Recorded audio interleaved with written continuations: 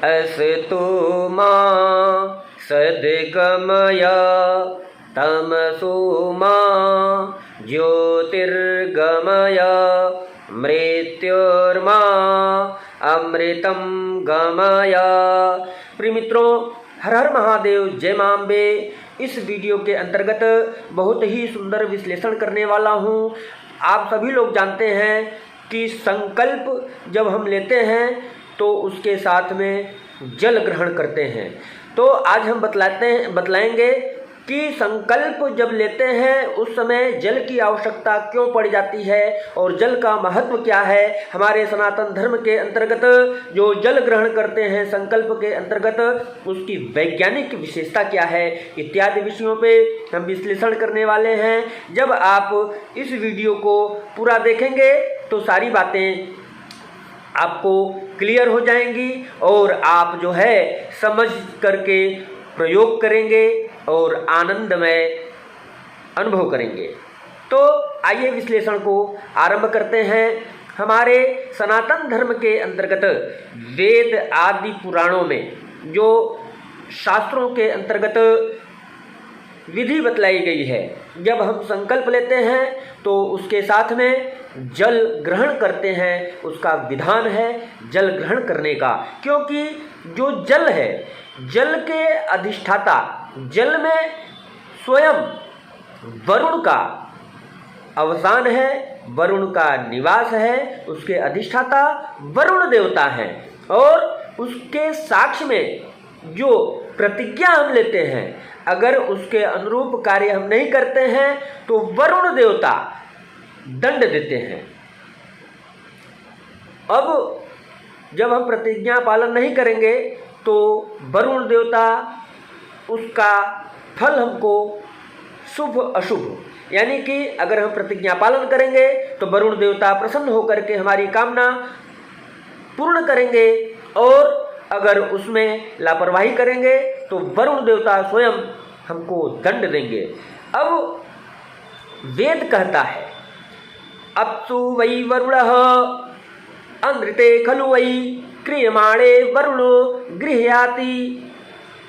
अब इसके अतिरिक्त वैज्ञानिक दृष्टि से जैसे हमारा मन भुक्त अन्न का परिणाम है, इसी प्रकार आपो मया प्राणाः, इस वेद प्रमाण के अनुसार प्राण शक्ति भी पिए हुए जल का ही अंतिम परिणाम है।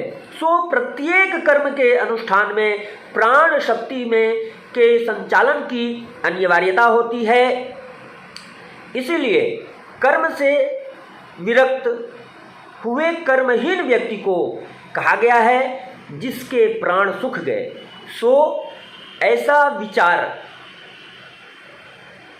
प्राण शक्ति के जनक जल का स्पर्श करके साधक अपने आप को महाप्राणमय अनुभव करता है, और यह अनुभव करते हुए अनुष्ठेय कर्म की साधना में सुव्यवस्थित होता है। साथ ही संध्या, तर्पण, यज्ञ, हवन, तप आदि सभी धर्म अनुष्ठानों में जल की नितांत आवश्यकता होती है। सनातन धर्म में आधुनिक मत वालों की भांति सूखी जल शून्य उपासना बिल्कुल नहीं होती है, लेकिन आजकल कुछ मत वाले ऐसे हैं कि बिना जल के ही कार्य करते हैं। अब आर्य समाज के प्रवर्तक स्वामी दयानंद सरस्वती ने अपनी कल्पित संध्या में संकल्प और विनियोग आदि वैदिक विधियों का तो परित्याग कर दिया था, परंतु आचमन और अंग प्रोक्षण संघ में जल की अनिवार्यता लिखी थी। परंतु उनके जो अनुयायी तो जल शून्य सूखी संध्या का सूखा शंख फूंकते हुए सही वैदिक मर्यादा को भी तिलांजलि देने लगे हैं। तो यहाँ पे ध्यान देने की बात है, आत्मचिंतन करने की बात है। चिंतन करते हुए आस्तिक जनों को अपने समस्त धार्मिक अनुष्ठान हाथ में जल ग्रहण करते हुए संकल्प से ही आरंभ करने चाहिए, जिसमें संकल्प के निमित्त प्रथम जल की उपलब्धता हो, जाने पर आगे का समस्त क्रियाकलाप सुचारू रूप से संचालित होता रहे। हमारे जीवन में जल का बड़ा ही महत्व है। जल से समस्त कार्य क्रियान्वित होते हैं।